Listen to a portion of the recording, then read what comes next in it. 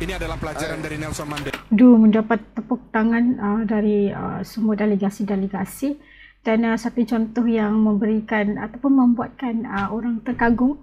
Saya ingin bertanya kepada Bapak Presiden Republik Indonesia. Indonesia selalu menurut jalan non-blok yang tidak menurut tidak mengikut satu pihak atau pihak yang lain. Jadi Indonesia mau berjalan terus sebagai itu. Terima kasih. Menurut hemat saya, ini tidak mudah, tetapi ini adalah garis yang kita determinasi untuk kita jaga. Seperti yang saya katakan, kita menghormati seluruh kekuatan dunia, kita menghormati tetangga kita, dan kita sangat percaya bahwa satu-satunya cara untuk kemakmuran adalah kolaborasi, kooperasi, dan hidup bersama dengan damai. Dan ini apa yang kita usahakan untuk capai. Jadi kami ingin membuat hubungan, dan kita berusaha untuk meyakinkan seluruh pihak bahwa satunya cara untuk karena planet ini menjadi kecil dan lebih kecil, kita tidak dapat mendukung rivalitas yang sedang terjadi dan tidak memiliki arah, khususnya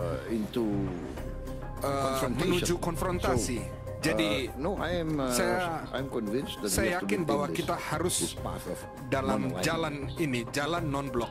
Pak Presiden, shaking your head when we were exchanging this question. What are your thoughts on menggerakkan kepala Anda adversaries to the table? Does it require is defeat a prerequisite for dialogue, or we can bypass this phase and go to dialogue? Salah satu And there are negara so many harus crises in the world that kalah cannot di dalam afford konflik victorious and sebuah konflik untuk mencapai damai, atau itu tidak perlu. Kalau Anda izinkan, Nelson Mandela adalah salah satu dari ikon pahlawan saya. Kayaknya gue tuh kalau Astu mendengar banyak sekali kan omongan ataupun cakap-cakap dari video ini, mungkin translatornya untuk membantu kita lebih faham. Mereka itu lagi menggunakan bahasa Inggris, dan ada translator yang akan translate ke bahasa Indonesia bagi mudah faham. Jadinya kita itu kayak mendengar, maaf ya kalau kalian itu mendengar audio itu kayak berdouble gitu kan, maaf ya. Kita lagi mau mudahkan untuk kita lebih paham gitu. Dia adalah seorang inspirasi. Dia pernah dipenjarakan selama bertahun-tahun. Dia pernah dihukum mati, diancam untuk dihukum mati, dipersangkakan dalam banyak hal, dan salah satu statement dia, kami ingin memberikan hidup saya untuk prinsip kebebasan. Tetapi kebaikan, kebesaran dari Nelson Mandela ketika dia keluar dari penjara, dia justru bekerja untuk berrekonsiliasi dengan musuh lamanya. Ini adalah kebesaran dari Nelson Mandela, dan saya juga berusaha untuk mempraktekkan ini dalam politik atau kebijakan dalam negeri kami di Indonesia. Saya merekonsiliasi banyak dari oposisi atau lawan kami. Misalnya kita pernah punya lama separatis pemberontak di Aceh. Saya pikir itu sangat lama, lebih dari hampir 30 tahun. Bayangkanlah bahwa mantan komandan dari GAM yang berperang melawan kami Indonesia atas selama 25 tahun bahkan lebih, sekarang dia bergabung dengan partai saya. Dia di dalam partai politik saya, dan dia sekarang adalah gubernur Aceh, dan saya adalah presiden dari Republik Indonesia. Hal ini menunjukkan bahwa mantan musuh bisa bekerja sama bersama, dan ini adalah Ini adalah pelajaran dari Nelson Mandela. Mendapat tepuk tangan dari semua delegasi-delegasi, dan satu contoh yang memberikan ataupun membuatkan orang terkagum mendengarnya, begitulah yang diaplikasikan oleh Presiden Pak Prabowo dalam pemerintahannya. Saya ingin mengatakan bahwa saya adalah mantan prajurit, dan sebagai mantan prajurit saya sangat paham nilai-nilai dari perdamaian dan rekonsiliasi. Sebagai mantan prajurit, saya selalu berusaha, sekarang bahkan sebelumnya saya selalu berusaha untuk bernegosiasi. Lebih baik berbicara daripada membunuh satu sama lain. Ini adalah posisi saya. Selalu berbicara dan negosiasi. Ya, itu jalan yang terbaik. Saya akan kembali ke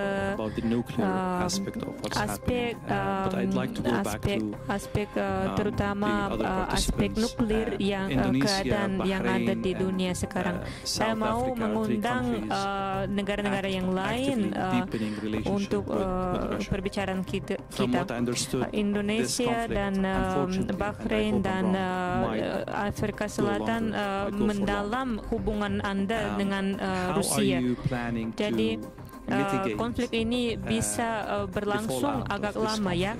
Jadi bagaimana Anda merencanakan bertemu dengan hasil konflik ini dan sanksi kedua dan sanksi balasan ya. Jadi ini keadaan yang agak sulit, tetapi ini realitas yang ada. Baiklah, saya sangat tidak memahami sebenarnya. Saya tidak memahami pertanyaan Anda tentang secondary sanction. Baiklah, Indonesia sangat jelas bahwa kita selalu non-blok di situasi Ukraina. Saya pikir 2 tahun lalu kami menawarkan gencatan senjata secepatnya, dan saya pikir pada saat itu reaksi dari pihak Rusia adalah sangat terbuka dan positif sebenarnya. Tetapi reaksi dari negara-negara Eropa Barat dan negara Barat, kita harus adil, bukan hanya pemerintah tetapi banyak media di Barat secara virus menyerang tawaran saya. Mereka mengatakan bahwa saya baru menawarkan, saya telah menawarkan perdamaian bagi kuburan. Banyak dari media atau jurnalis Barat ini menyalahkan saya. Jadi kami selalu menawarkan solusi yang damai, dan pada saat itu saya mengingatkan semua orang, semua pihak, bahkan di Korea sekarang, di Korea dan Korea Selatan ada zona demilitarisasi yang disupervisi oleh PBB.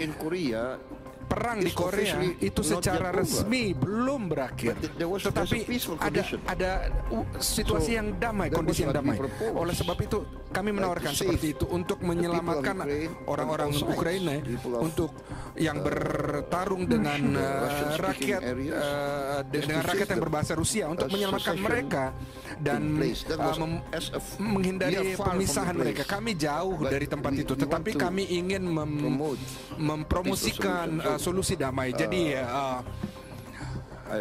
saya tidak memahami siapa yang harus mengatakan terima kasih pada kami.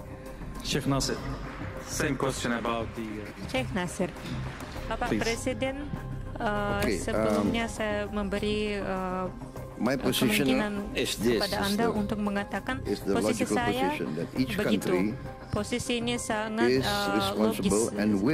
Setiap negara bertanggung jawab atas pembelaan kepentingan mereka, dan setiap negara akan membela kepentingan nasional mereka.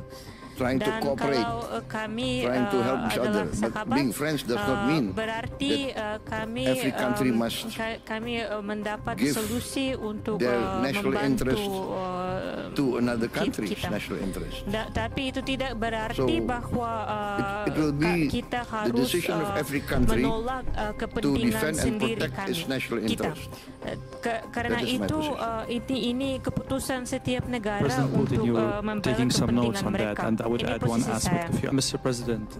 Bapak Presiden, How your country is, let's say, negara taking Anda, advantage of the bagaimana current negara economic Anda, situation in mencoba Russia. menggunakan People situasi left, sekarang businesses ini di are Rusia. left back. There are opportunities in the Kami market now for a tahu country like ada banyak orang Indonesia. yang How are you pergi ke luar leveraging Rusia the situation? dan perusahaan juga, dan ada kemungkinan kesempatan yang As bagus I kepada orang dan mentioned negara-negara that, yang lain juga. I have had Sepertinya saya good mengatakan dahulu relations with Russian saya business entities, dahulu business groups, saya bersahabat but baik mostly I have to be dengan very frank, perusahaan they yang were baik, interested and perusahaan they are Rusia. interested Tapi in justru coming into Indonesia. mereka sangat And terminat I think, untuk masuk pasar Indonesia. We have a lot of sectors Dan, that is still karena very, let us kami say, ada banyak bidang at the atau ground sektor level, yang a lot of way masih to grow. masih And so mulai basically it's, perkembangan mereka, dan ada mostly, potensi untuk potensi perkembangan Russian yang groups sangat that besar. want to come to Indonesia. Jadi saya melihat bahwa But ada banyak before, perusahaan Rusia yang our mau groups masuk ke pasar have Indonesia. joint Tapi dahulu ventures with Russian groups perusahaan commodities, Indonesia commodities dan trading, Rusia ada pengalaman perusahaan oil and gas. So bersama. And now we open perdagangan our komoditas markets for bersama, dan Russian di dalam agricultural bidang products. migas juga. Dan sekarang I think kami it's not that we're going to take membuka advantage, pasar but we are going kami to look for masing-masing. all opportunities. Dan itu kurang Because we have also been given a very heavy dose bahwa of kami mau tariffs from tidak mau menggunakan kepentingan everybody ini. knows, right? Karena From iya the kami American juga market. So, menghadapi tarif we are forced tinggi, now dan kami kita to semua tahu look for langkah new markets. Amerika Serikat di pasar, Africa, dan sekarang Latin America, kami harus mencari Eurasia. pasar yang baru, We just sepertinya we are di just concluded, Afrika, di Eurasia. we're in the process of concluding Dan tentu free saja trade sekarang agreement with the Eurasian kami Union. So mau European Union, of course. menjalin So it's a matter of, for us, it's a dengan matter of antara Indonesia diversity, dan Uni but Eurasia. Karena we itu ini are masalah confident. diversifikasi kepada kami. We have, Tapi posisi kami sangat we have our strengths. terus.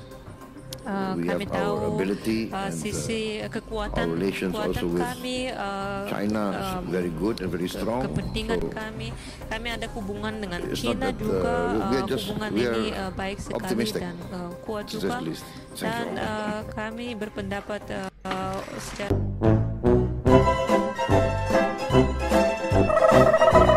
Saya tadi dapat saksikan pidato atau kita panggil apa ya, dialog terbuka yang berlangsung, dan kita melihat bagaimana ada ramai pemimpin-pemimpin. Kita ada wakil presiden China, kita ada presiden Afrika Selatan, dan kita ada juga presiden Putin, dan kita lihat ada juga ramai pemimpin-pemimpin dunia yang lain juga yang sama-sama mengikuti katanya ajang forum SPEAF 2025, dan kita lihat tadi dalam momen dialog itu kita melihat bagaimana jawaban-jawaban yang diberikan oleh Pak Presiden Indonesia itu ya bagus sekali dan mendapat sokongan dan dukungan dengan serta tepuk tangan yang begitu gemuruh sekali daripada wakil-wakil dari delegasi daripada negara-negara luar.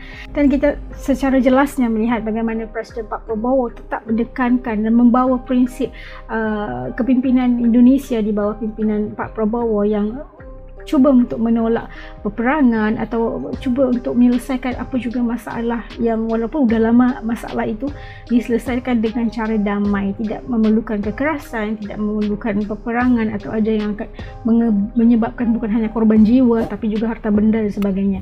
Dan itu yang kita harus fokuskan di sini, kerana banyak sekali masalah dunia yang kita hadapi sekarang ini dan diakhiri dengan peperangan dan ramai jiwa yang terkorban. Tapi kita melihat bagaimana dengan beraninya Pak Prabowo kata apa kata, kita lihat apa yang dilakukan oleh Nelson Mandela sebelumnya, dan berbaik dengan musuh dan cuba untuk mencari satu jalan keluar, jalan perdamaian, dan ya masing-masing bisa bekerjasama untuk mewujudkan kedamaian dan keamanan bukan sahaja untuk negara tetapi juga untuk dunia secara keseluruhannya. Yang paling bangga melihat bagaimana Pak Prabowo itu diberikan sokongan dan juga para pemimpin lain juga memberikan tepuk tangan yang begitu gemuruh buat setiap jawapan yang diberikan oleh Presiden Pak Prabowo. Okey, kalau menurut kalian kayak gimana Presiden Indonesia di sebuah acara ataupun ajang dialog antarabangsa ini? Okey, titip komen di bawah supaya Ash juga bisa tahu pandangan dari teman-teman Ash di channel ini.